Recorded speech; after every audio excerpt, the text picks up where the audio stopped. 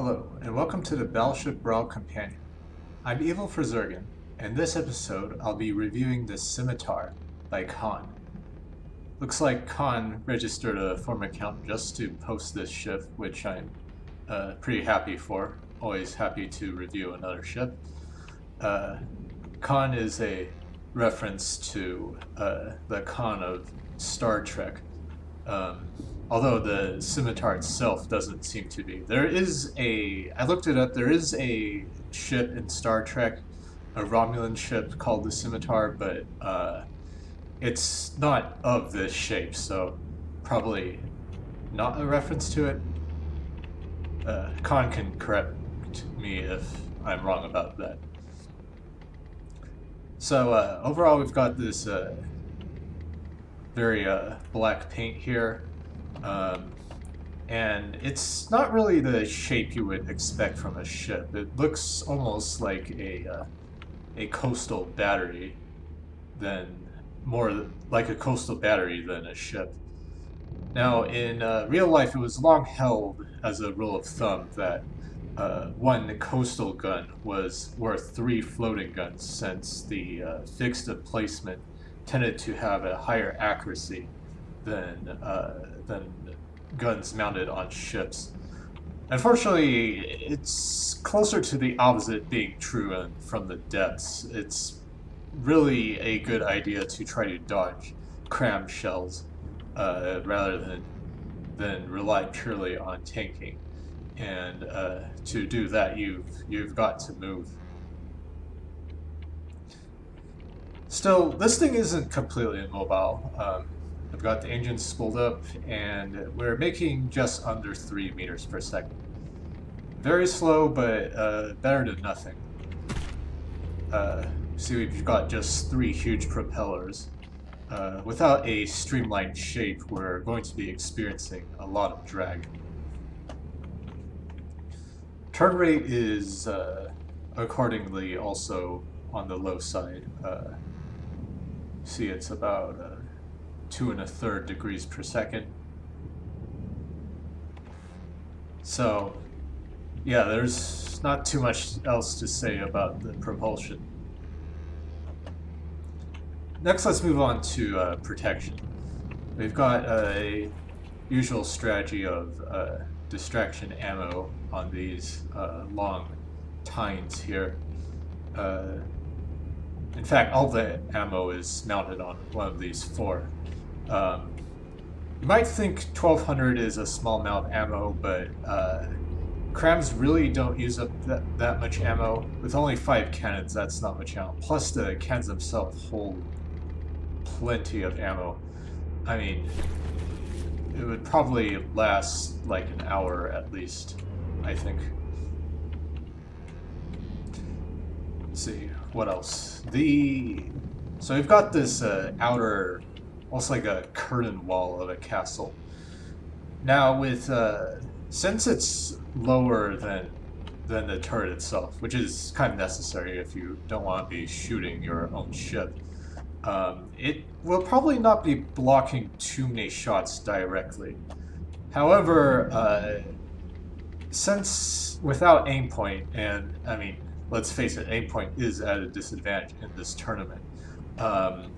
Without aim point, the AI chooses a random block on the target, with so many blocks being used on this this outer wall. A lot of shots are going to be targeted at it instead of the actual cannon construct in the middle. The outer wall is pretty durable. We've got a lot of repair bots. And quite a few layers of metal, especially under the waterline. The inner wall surrounding the turret itself has a couple layers of metal, and we've got yet more metal mounted directly on the turret. Although, unfortunately, it is another design that kind of suffers from the dev's odd explosion rules.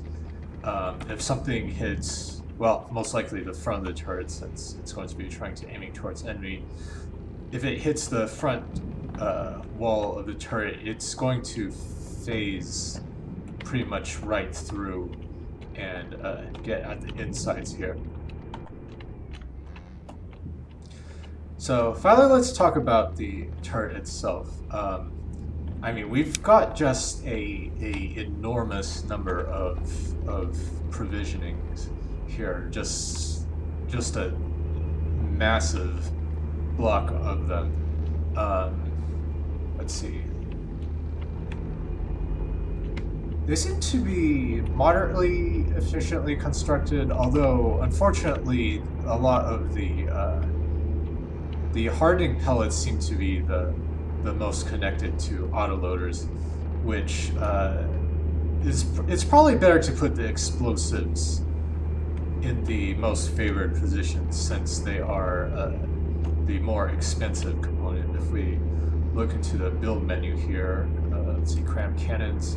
See, the high explosive is costs 100 each, while the hardener only costs 25.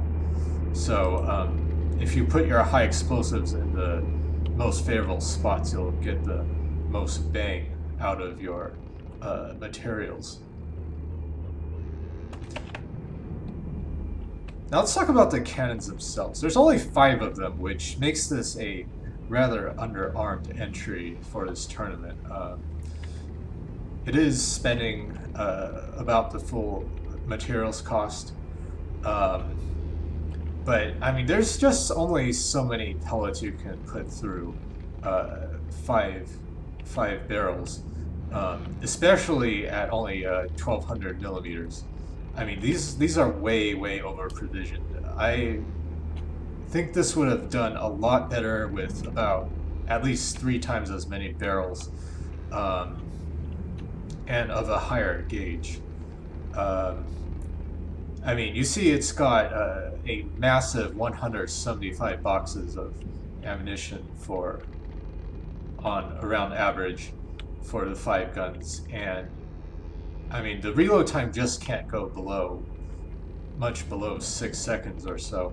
So, I mean, you're really not getting the optimal use out of the pellets, since as the density increases, each additional pellet contributes less and less. The relatively small gauge also, along with these recoil suppression barrels, also results in a relatively low muzzle velocity of 141 meters per second. So, yeah, I mean, you really gotta be packing more effective firepower to succeed in this tournament. But all that aside, it's a very neat looking design. I mean, there's nothing else looking like this in the tournament. Yeah. So that's about all I've got to say. See y'all next time.